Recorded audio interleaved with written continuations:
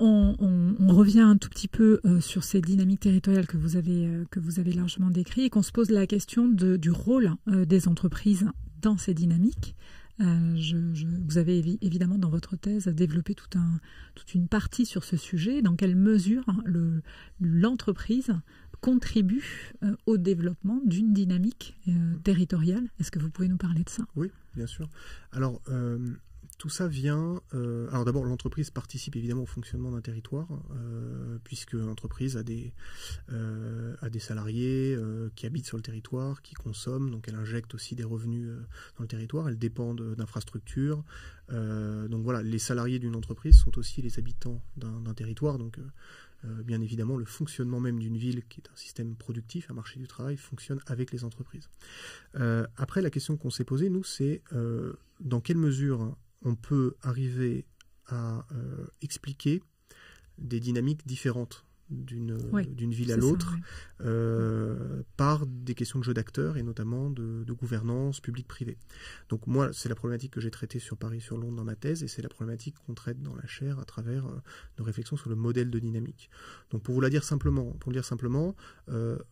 pour arriver à objectiver ça, il faut arriver à mesurer des choses. Donc en fait, on a tout un modèle qui classe en fait les aires urbaines françaises dans des trajectoires entre dynamiques, stagnantes, déclinantes, avec plein de nuances. Et ensuite, on essaie d'abord, en termes économétriques, de trouver des leviers qui sont corrélés à la dynamique des villes. Je pourrais vous les détailler si vous le souhaitez, mais en gros, statistiquement, on arrive à expliquer 70% de la trajectoire des villes de manière comparée par des données en fait, macroéconomiques en fait. Et donc la question des 30% restants nous interroge.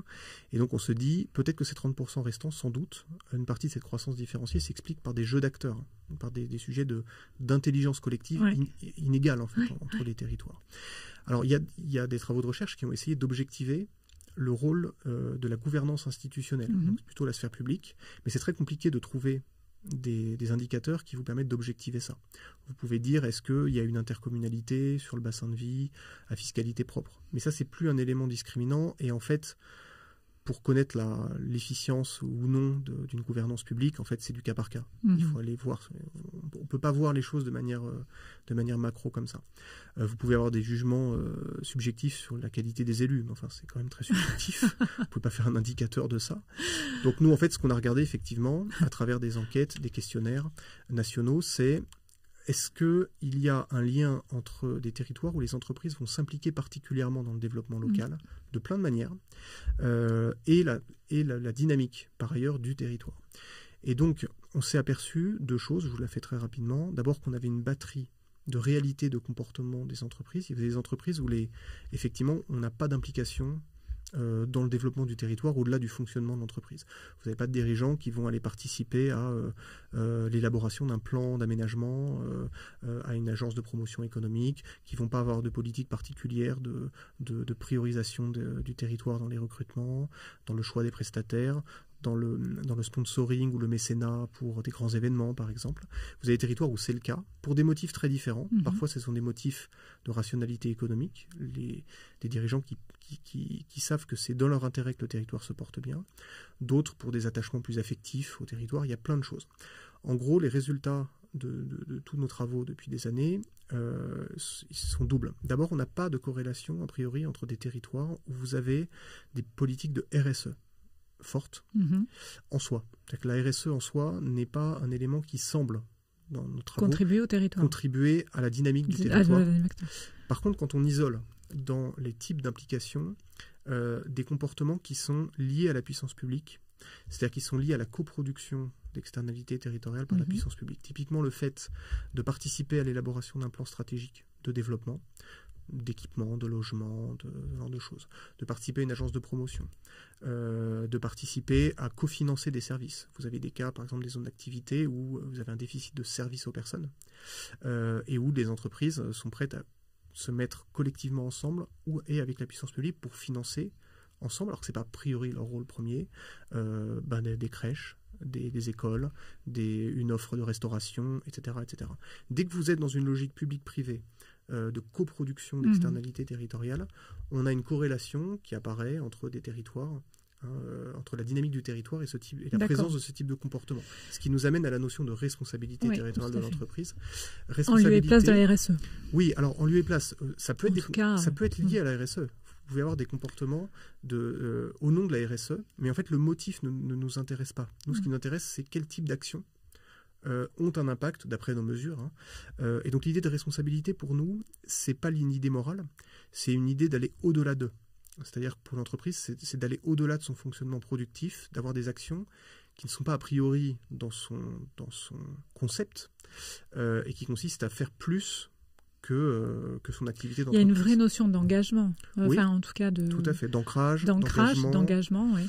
Contrairement à la RSE qui finalement reste très associée à l'entreprise elle-même en autonomie. Enfin, je ne sais pas comment exprimer ça, mais la RSE reste totalement tournée sur le système de la production de l'entreprise. Tout à fait.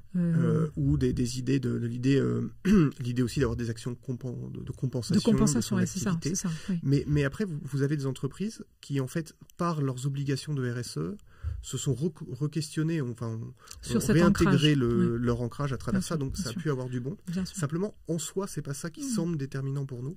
Et donc l'idée de responsabilité territoriale, c'est à la fois des comportements de RSE localisés dans le territoire sur des finalités d'intérêt commun entre la puissance publique et l'entreprise, mais c'est aussi d'autres types de comportements qui sont parfois d'ailleurs très anciens, parce que finalement vous avez des entreprises dès le 19e siècle qui étaient impliquées dans le développement territorial. Je dirais même que c'était, on a toujours des idées idéalisées, mais on a la sensation que les entreprises du début de l'ère industrielle envisageaient leur production vraiment très localisée, très ancrée dans ce territoire, et avec une proximité avec la gestion territoriale et une implication. Encore une fois, peut-être que c'est totalement fantasmé, idéalisé. Non, c'est assez vrai, mais pour des raisons très simples. C'est que c'est surtout vrai de la première révolution industrielle plutôt que la deuxième, mais qui s'est fait beaucoup par une urbanisation à proximité des gisements de production. Donc en fait, vous avez eu des villages ouvriers, des villages industriels qui sont nés à proximité des gisements de production. C'était la grande période aussi de ce qu'on appelait le socialisme utopique, les phalanstères, ces modèles-là d'entreprises qui en fait prenaient en charge, qui intégraient totalement les services, le logement, des services aux salariés, ce qui n'avait pas que du bon, bien évidemment. Mais en fait, le sujet est effectivement assez ancien. Donc dans cette idée de RTE, on appelle la RTE, nous on fait l'hypothèse que la RTE est en fait un complément explicatif de la dynamique des villes telle qu'on l'a mesurée, et pour faire le lien avec la question de la transition écologique, nous pensons que les questions de transition environnementale au sens large vont renforcer encore la nécessité d'avoir des comportements de RTE de la part des entreprises et des fonctionnements désilotés pour les collectivités et des associations publiques-privées très fortes. Oui, parce que c'est ce que vous disiez au tout début de l'interview. C'est certainement lié à ces coûts.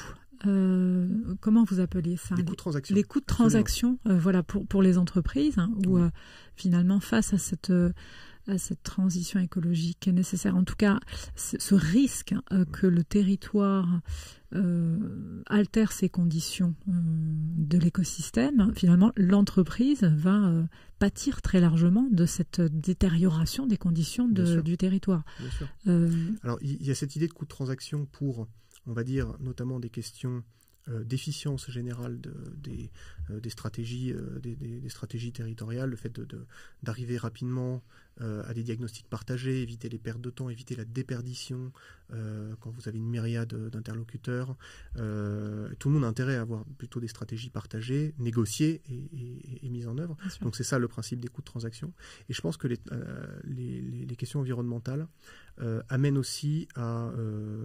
ça c'est une conviction qu'on a forgée ces dernières années à travers les travaux qu'on fait pour EDF. Je voudrais vous en dire un mot, parce qu'ils sont tout à fait révélateurs de ça.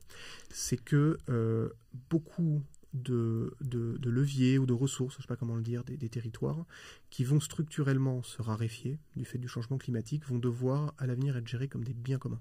Donc on redécouvre la question de la gouvernance des biens communs, et à mon avis c'est ça aussi qui va pousser à des comportements de type de RTE et de gouvernance économique. Je vous donne des exemples très évidents. L'eau. L'eau est une ressource qui va structurellement se raréfier sur les territoires. On ne s'était jamais trop posé cette question en France, parce qu'on n'avait jamais tellement eu de problèmes d'eau. Ouais.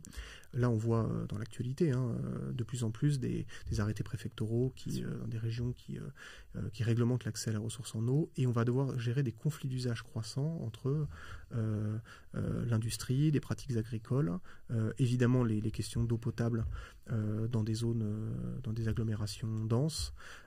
Comment est-ce qu'on va gérer ces conflits d'usage? Comment on va gouverner cette ressource? Le foncier. Le foncier, les sols, ça va devenir une ressource structurellement qui va se raréfier. Alors le foncier, si on est dans une logique quantitative de surface, mais également les sols. Bien sûr. On redécouvre les fonctions écosystémiques des sols. Donc on redécouvre l'enjeu de la gouvernance du foncier comme d'un bien commun, pour en parler aussi. Mais il y en a d'autres. Quelques exemples rapides. Les infrastructures. Vous avez des infrastructures clés dans le fonctionnement d'un territoire, par exemple une route. Ça, c'est une réflexion qu'on mène avec Vinci.